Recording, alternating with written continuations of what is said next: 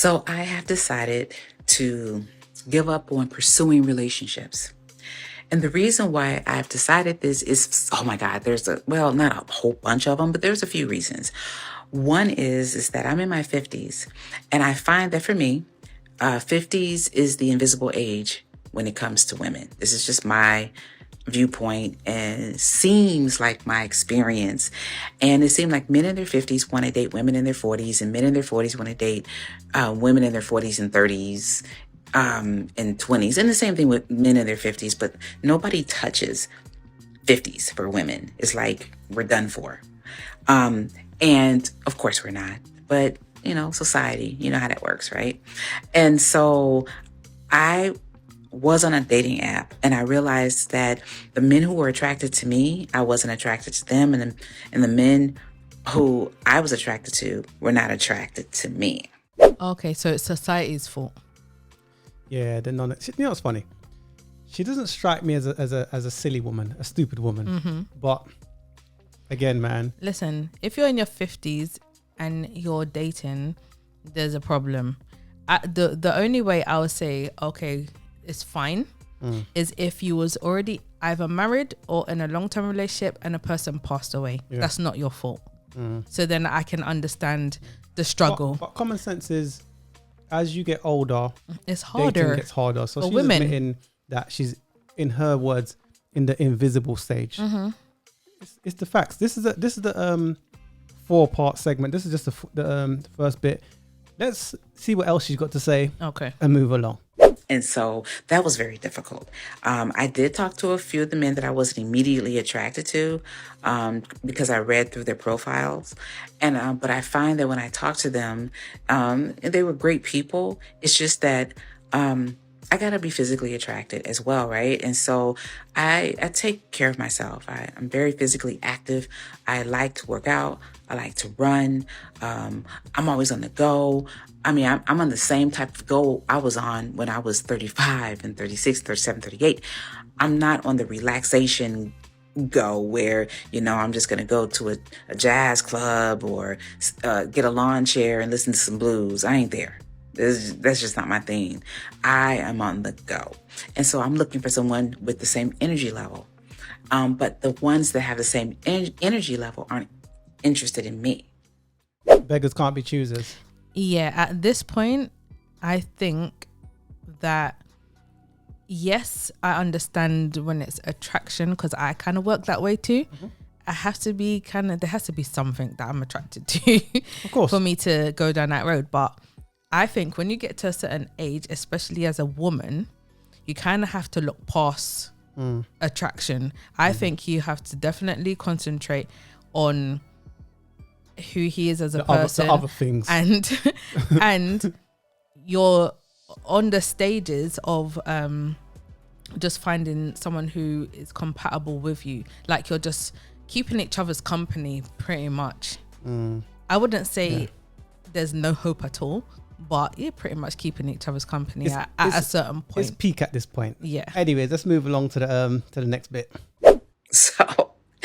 So that's the funny part. And then, there are the men who have been married and they're done. They've been married once, twice, 3 times. They've paid alimony, child support, and they're done with that. They're thinking about their future and their retirement, and they cannot take the chance on losing money like that. So it's either cheaper to keep her or just don't get married. I agree with them. I really do. And so I get it. But that's just one of the reasons why I'm just sort of kind of tired of the pursuit, right? And then, there are so many other reasons, but I think those are most of the reasons. And the other thing is that I want someone who's able to accept me right where I am. And when I say where I am, how I look, and not ask me to change my hair or my clothes. I can't do that, and I'm not going to do that. So that's another thing. I think. So okay. Take me as I am. I'm not willing to change. Basically, she still has her preferences and her criteria, which is probably a long bucket list. She's not being realistic. Many guys, I'm sure, even now, but especially when she was younger, she put in the friend zone. Now that she's getting older, and she's going through it now because it's another failed talking stage. How many? Like, she may as well buy a dog and die alone. What is that a formula for? Buy a dog, die alone. I'll say, first of all, you still need to be open with change certain things, because the same way she needs to be attracted to a man.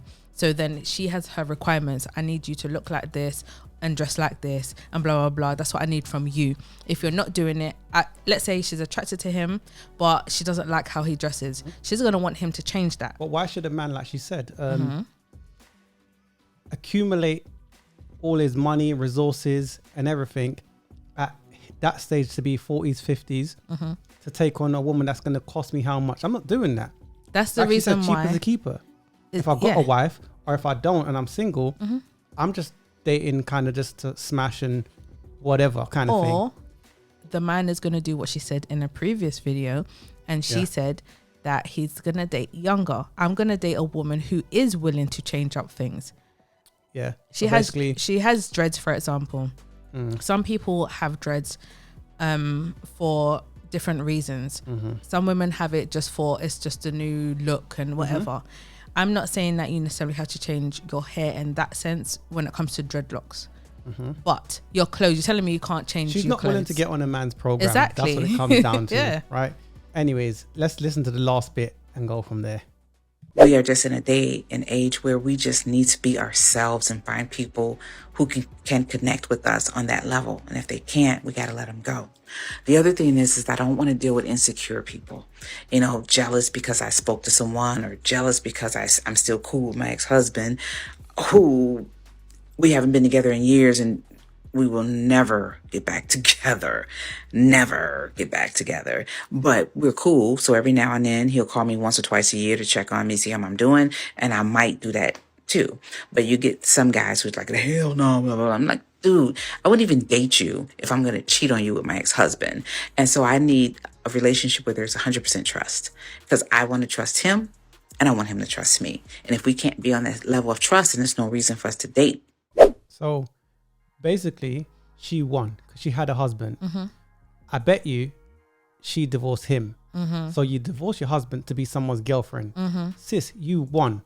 So how do you go from husband to someone's side piece, girlfriend, and dating at that age, that stage in your life? Come on now.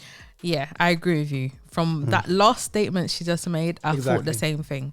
Because if you're so cool with your ex-husband to the point where he will still call you, let's say by what she said, once or twice a year, it's not that many times, just to make sure you're okay, because I clearly still care for you. Yeah. Although she keeps him there, I have fallen just out in of love case. with you. Hopefully we can get back together when this me on the CC wheel or me dating, when it eventually doesn't work out, maybe he's an option. From how it sounds, in his eyes, she's not an option. He's probably got another wife already. I moved on. Yeah. She probably has, yeah.